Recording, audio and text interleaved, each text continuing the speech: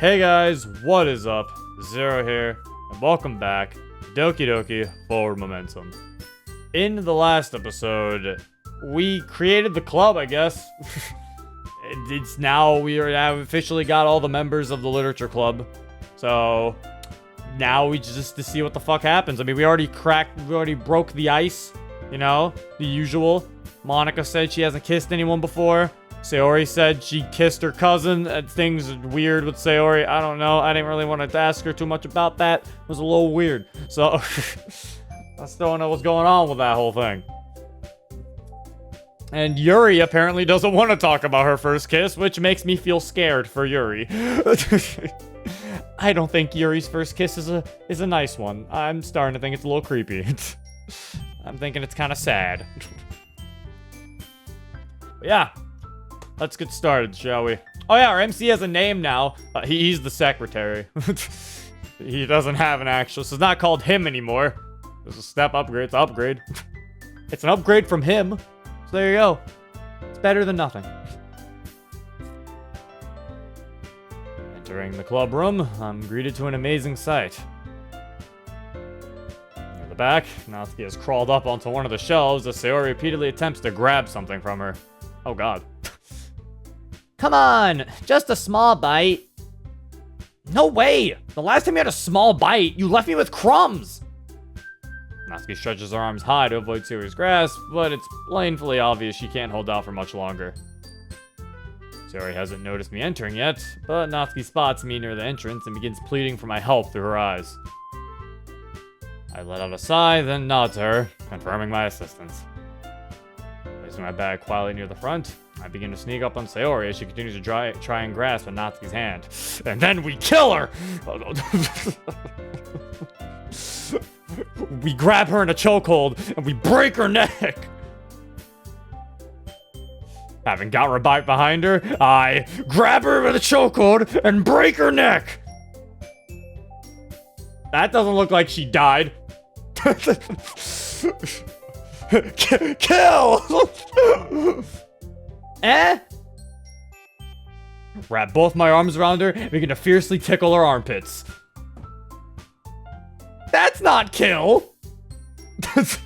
It's close! Actually, no, it's not even close! Kill! Bug. Edit this mod. Going now. Edit it. Close enough. Close enough. He was close. Damn it! Sayori's dead. Ew. Where's the kill? Wait, stop! Sayori's always been ticklish, so I've spent years perfecting my technique to a point where I can pacify her in seconds. Jesus. That requires her to be vulnerable though, which, surprisingly, doesn't happen often. Her body starts losing strength, and I manage to drag her far enough away from the shelves for Natsuki to jump down and slip by. No! Seeing the coast is clear, I stop tickling Sayori, allowing her to go limp against me and catch her breath. Natsuki quickly gobbles down something before returning over the two of us. God, Natsuki, you're just like, alright guys, they're gone! She won't find it. Like, Jesus. Thanks, Secretary. Sayori here is beginning to wear me down. Imagine how I feel. I have to put up with her 24/7. Meanie. Still very confused, I decide to question Sayori. So, mind telling me why you chased Natsuki up onto the shelves? Yeah, or else. We're gonna really, I guess, tickle you. I was gonna say crack your neck, but clearly we're not playing fruits, guys. Sayori's eyes are creepy. No, those are funny. I love that face. So you want to tell me why you chased Natsuki? She's like, I had a few cookies left over from lunch, so I decided to eat them as a snack. But when she walked in and saw my food, she started begging for some. I just wanted a bite. She's the one who jumped up high. I did give you a bite. You gobbled an entire cookie, then wanted more. Nodding, I turn to Natsuki and give her an understanding nod. Definitely the smartest move. Sayori only gets more hungry if you keep feeding her. Fair. Hey! Natsuki seems proud of herself, her face glowing a slight red as she sticks her chest out slightly. Sayori, on the other hand, slackens, realizing that she has lost the debate. Oh! I should take this chance to talk to Natsuki! After I just saved her from the monster that is Sayori. So, Natsuki, you mentioned you read manga? Well, Sayori mentioned it, but yeah, I do. What of it? See, I was actually wondering what kind of series you'd... The clubroom door opens and Yuri walks in, with Monica following not too far behind. Everyone's attention has shifted to our leader, so I stopped talking and decided to wait until later to finish this conversation. So close. And cock blocked. One of these days, MC, one of these days. Hey guys, so sorry for being late, but I got completely caught up in work and didn't realize school had ended. I'm really glad to see you all came back though. Monica immediately has jumped into her club president persona, placing her bag near the front desk before hopping over to the blackboard. So, seeing as we're all still pretty new with each other, I thought it makes sense for us to continue getting to know each other. Sayori bounces back from her loss, jumping out of my hands and joining the conversation with a renewed sense of excitement. Jumping out of his hands? She was in my hands? Sayori must be small to be in my hand. Wait, what? Was I hugging her? Why was Sayori in my hands? Did I miss something? Hold on.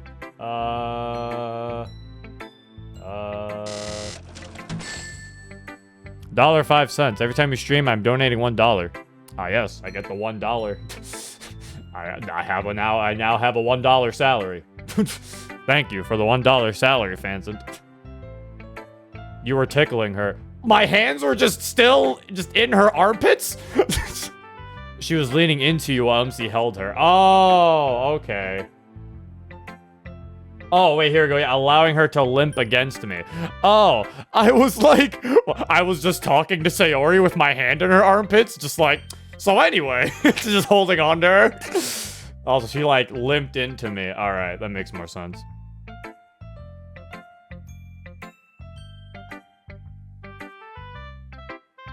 Wait, Monica. Fuck. Monica joined the parsec, but I don't know if she's looking at the right screen. Monica. Are you on the right screen? Oh no.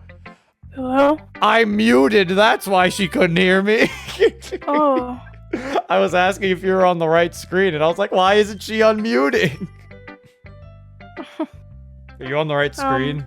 I don't think I am. I just see chat. Sayori doesn't mind. Bro, I don't care if Sayori doesn't mind with my hands in her armpits. I think that's weird.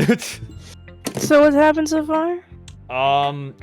Natsuki was getting attacked. Natsuki jumped up to the top of the bookshelf because Sayori was trying to steal her cookies. And then we came to help Natsuki by tickling Sayori. And Natsuki got away to gobble her food. And we were about to ask Natsuki what manga she reads, but then we got cock-blocked by Monica and Yuri entering the club room. Oh, okay. I know, Monica. I'm very upset, too. I thought he was going to choke Natsuki and choke Sayori from behind and kill her, but, you know, I guess tickling is the runner-up, you know? It's right there. It's close enough. Jumping out of my hands and joining the conversation with a renewed sense of excitement. Oh, yeah, we're going to get to know each other more. Wait, am I unmuted on stream? Yeah. Yes, they can hear you. Okay. They're just being... to make sure. They could hear you. Okay. I just want to make sure. That's mean. I hate you guys.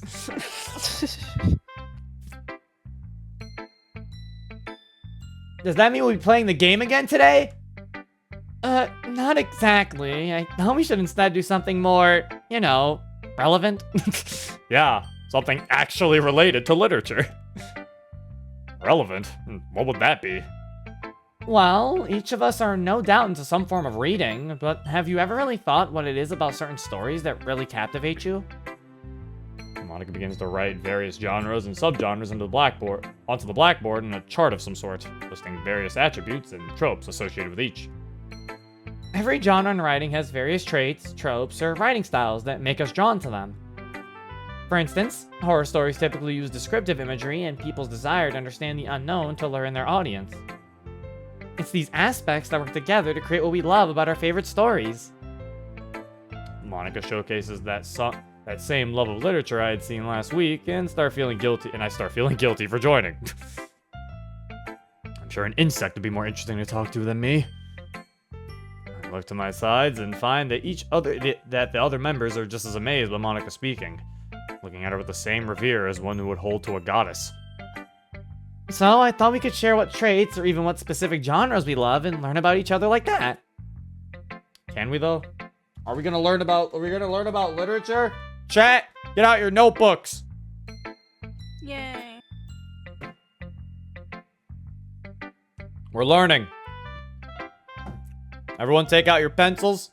Take out your binders. Right now. We're not continuing until everyone takes out their binder. Who said no? Not a lot of us have just that line around 0. I'm not ready. I will turn this mod around. No, please. I'm doing it. I will turn this mod. You're gonna be like my science teacher where he throws a pair of scissors across the fucking classroom. Everyone better. It's time to read Beowulf. Exactly. Okay. Enough people took it out, so now I will continue. She places down the piece of chalk and begins scanning the row for someone to call upon, signaling me to seek shelter behind Sayori.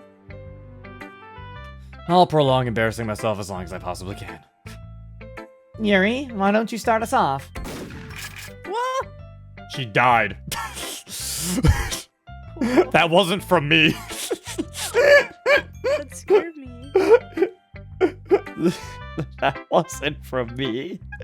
Yuri just got fucking shot. I guess she did. Oh, Yuri snapped from her mesmerized state and takes a moment to think before starting. well, I've always had a deep respect for fantasy stories. Huh? It was about like the last thing I expected from you. You're striking me as more a mystery novel kind of girl. Are we just gonna gloss over the shotgun that went off? I think it was supposed to be like a surprise, like a Oh, okay. You know the thing the vines use? Uh-huh. I suppose I didn't read that many of them, but I admire the way one composes such stories. Seeing how different writers create different interpretations of concepts, such as magic or divinities, or how they paint the world's history and setting. Yuri looks up, awakens some inner passion, and begins to talk much more composed than she had prior. In this moment, I'm reminded of the beauty she held during our first encounter in the library, finding myself lost in the same trance as well, and the title that Zero put that got him in trouble on Reddit. Alright. Ah, good times, Everyone good times. yelled. Where's mad? Someone said, oh. Oh. Writers can spend a great deal of time drafting and weighing in what ways each of these play into each other, and how they affect the motivations of the characters or the plot. Through this, a world completely alien to our own can come to be fully fleshed out and completely immerse you. Of course, it isn't nearly as simple as I make it sound. There are a great deal of factors that can go into even the most asinine of features. A good writer is one who is able to refine their ideas around these obstacles and execute them in a way that is entertaining and satisfying to the audience. Taking a deep breath, she slows down from her literary high and slowly falls back into her usual timid demeanor. I'm sorry if I sounded a bit boring. I tend to get a little too wrapped up in my own head sometimes. Some That's people okay. are saying that some people are saying that the stream title still says Pokemon from What? yesterday. It's changed for me. Yeah, it's changed for me too. 2 people said it, so I don't know. Yeah, maybe I it's think you just guys. It might have been because you guys showed up early and you didn't refresh. maybe. Like if you were here before I started streaming, then yeah, it might not change yet. Hmm.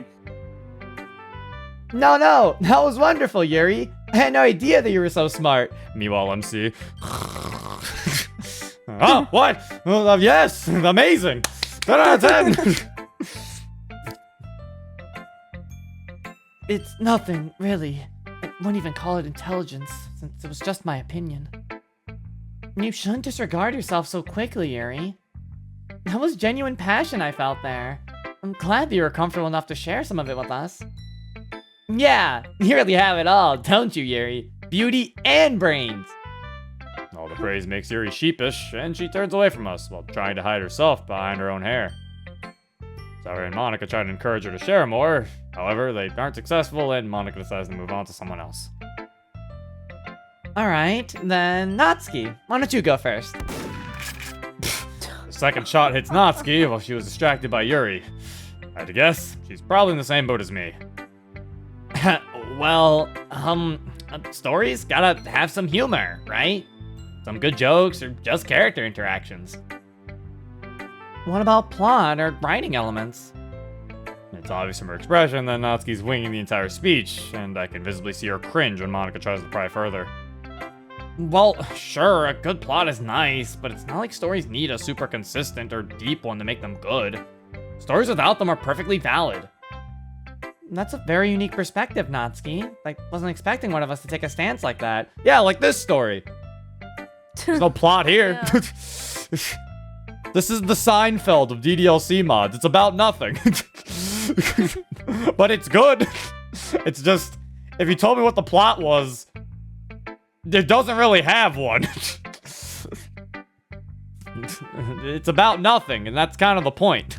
Mean. It's not mean! I just said it wasn't a negative, it's just the plot is about nothing. Because, like, it doesn't have a plot. Like Natsuki just said, fucking, you don't always need a plot to be good. Stories without them are perfectly valid. The plot is racism. Why are we racist? Thank you. I don't know, Bug. Why?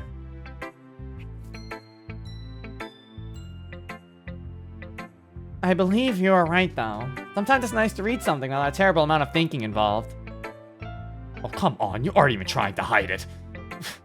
Exactly. Overly dark or deep stories like the stuff they make us read in class tick me off. Saori, still comforting the fallen Yuri, inquires further. Really? I usually just find them too hard to understand. They're all too stuffy, you know? Like, most of me written like the writer's just stroking his own dictionary. Also, was this supposed to be a jab at fucking this own mod? Was it you breaking the fourth wall here, Bug? How dare you? You can't do that. No, there's a story. No, there's not. Don't lie to me. He sent it. I don't like the... You ever realize that, like, the Twitch smiley face looks really, like, creepy? It is. That's why whenever I type smiley face or sad face, that's why I put 2 brackets, because I don't want it to... It's very, like, unsettling. Yeah. It's like you're gonna do something. Yeah. I don't like it.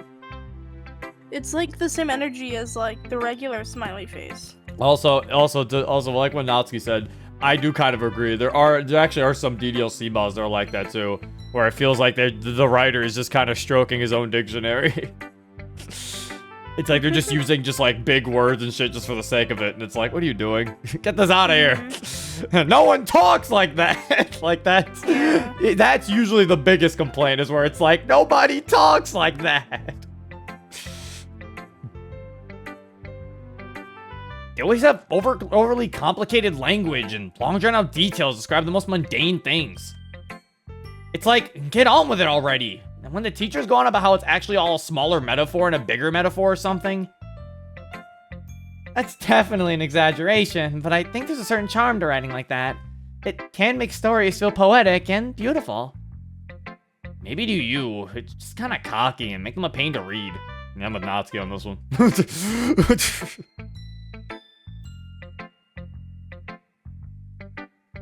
Bug is taking his anger out on this mod. I don't play mods, so no anger here. I was about to say, yeah, Bug doesn't really play mods. I think the last mod Bug played was like Salvation, which was like a long time ago. A while ago, yeah. At least that was the last one he told me he played. I thought he played Blue Skies. He played Blue Skies when it was like still a beta. I thought he played Blue Skies when it came out, like new. No, he played the beta before it came out. He played Natsuki. I'm pretty sure he played Natsuki's beta route. Unless he did play Blue Skies when it came out. I don't know. I'm pretty sure I heard one of me and Bug were having a conversation. But I'm He's pretty talking sure. about But the routes. well, it's because he played them. He was a beta tester. All of them? Yes, I think. The So whole it- thing? Final I think- product? I don't know. I played Blue Skies and most recently DDLC Snafu. That was the other one he played. He played Snafu. All right, yeah. Okay, he did play Blue Skies. There you go. You were right. Might be. Beta Natsuki. Beta Natsuki. Not everything's gotta be written like it's from the 1700s. Making things simpler works far better most of the time. I was wrong. Natsuki's was just as thought out as Yuri's. I'm going to be the odd man out if I don't make up something. Sensing Natsuki's speech is over, Monica moves on to select her next target. Her eyes seem to burn holes in my body, and I begin sweating as I anticipate the end. How about you follow up, Sayori? Her eyes dart away from me at the last second, and she chooses Sayori. Don't toy with me, you wench! Okay.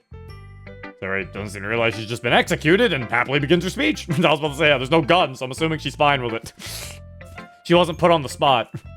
Yeah. I feel better with her going before me. I'm sure her stance is probably as shallow as mine, though I do feel a bit bad that she'll embarrass herself. Well, I like really happy stories, but there are some good sad ones too. Sayori immediately struggles to fully explain herself, looking as if her entire brain is on full power just to continue her single sentence.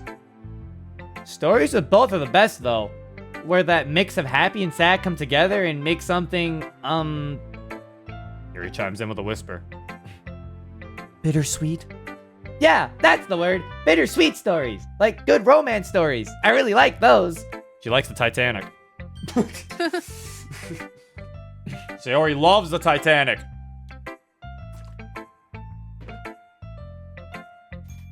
People drowning make Sayori feel all fuzzy inside.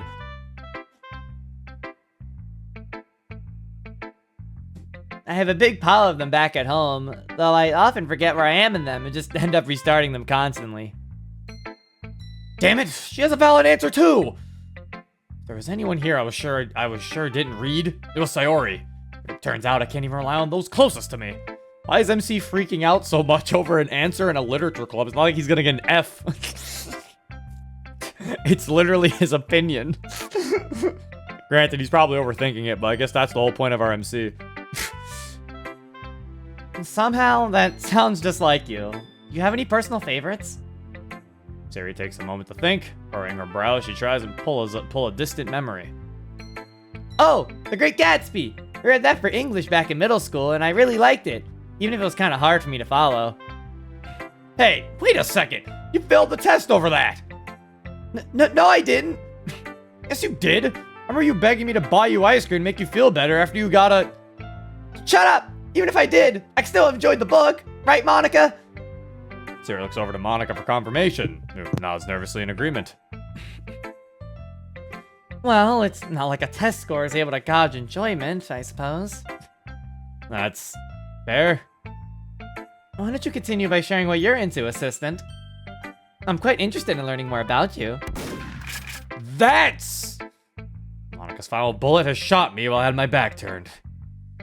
As the club's attention is drawn towards me, an increasing amount of anxiety clouds my thoughts as I quickly try to think of something to say. However, the only things coming to mind are rehashes of the girls' opinions. Forcing my mouth apart, I spew out the only appropriate response I can think of. Yuri has big breasts. Okay, no. I can't read. Eh? Monica immediately expresses confusion at my answer. Yuri not seem to be taking a double take, and Sayori 1, 2... isn't even paying attention. Secretary, you don't have to be embarrassed to share with us all. Share with us all. I'm sure that none of us here will judge your taste. Monica doesn't even humor my half-assed facade. Her name is Secretary. I get that, but I'm not really sure what to say. Having nowhere left to run, I decided to just give the truth. It's not like I really have a favorite kind of genre or anything. I just sort of read whatever I think is good. Monica's clearly disappointed by my response, and embarrassment spreads across my face. What about those books on your shelf? Books? Yeah, he has ones with... Yeah, he has ones with girls with swords and big blue... Hastily, I rush behind Sayori and pull on her hair, preventing her from ruining my reputation even further. Ow! What was that for? Huh? I don't know what you're talking about. Yes, you do. You just pulled my hair. Are you sure that wasn't just in your imagination? You do tend to daydream. That's got nothing to... Wait, can daydreams do stuff like that? What? You believe that? Anyways, Monica, you've been asking all of us, but what about you, huh? What do you like to read? Taking the spotlight off of me, I throw Monica's own question back at her. She's been waiting for someone to ask as she swiftly produces an ecstatic smile. Ooh, well, I like to read a bit of everything, actually. I'm always looking for different styles of storytelling to explore, so I've ended up dabbling in every genre. Horror, romance, mystery, satires, tragedies, even fables, a few epics. That sounds much more intense than dabbling. Is she bragging? Whenever we'd end up reading something in class, I'd always make a note to read some other pieces from the same author. That's how I ended up F. Scott's The Beautiful and Damned, George Orwell's Animal Farm, Jean Rancine's Adramake, Homer's Odyssey, and the Iliad. I also had a small stint with Twilight back in middle school, but I'd rather forget about those books. You're totally just bragging. Yuri, seeming impressed, speaks fully for the first time since her speech. Horror? Then you must be familiar with Matterson's I Am Legend? The movie with Will Smith? Oh my god, the movie. That being the movie based off the book. Which the book was probably better. I only saw a little bit of that movie. The book was most likely better. Probably. But the book didn't have Will Smith! You can just imagine him being Will Smith, it's fine. No. Yeah, I read that not too recently after a friend introduced me to the original Night of the Living Dead film. I haven't had the time to myself to begin reading it, but I have heard it influenced a lot of writers in creating the modern zombie horror genre. Well, Matterson treats the monsters like vampires, so there aren't a lot of specific plot parallels, but there are plenty narrative elements in it that you can recognize from modern zombie stories. I definitely recommend giving it a read, even if it's just for the piece of history it holds. I'll definitely give a read once I can. Natsuki stands off to the side with both me and with both me and the still distressed Sayori, looking at Monica and Yuri like they're an unknown species. Book nerds. Tell me about it. Natsuki lets out a slight snicker and looks up at me with an approving smile. It looks like I'm making a good enough impression on her. As the conversation between our resident Bibliophiles continue, I remember me and Natsuki's conversation from earlier. Bibliophiles? There we go. I thought it was Bibliophiles. Bibliophiles! Bro, I created a new Greek god. You fucking Bibliophiles is my favorite. Was not what Bibliophiles. I have to create his lore, Monica. Bibliophiles is the god of books. You said Bibliophiles. I said Bibliophiles. No, you See, didn't. you can't even say my made-up word right. I wonder why. He is my OC in Greek mythology. Those exist. He's my Greek OC. Greek OC. I need someone to draw Bibliophiles. Where is he on the family tree? He's the god of books. Where is he on the family tree?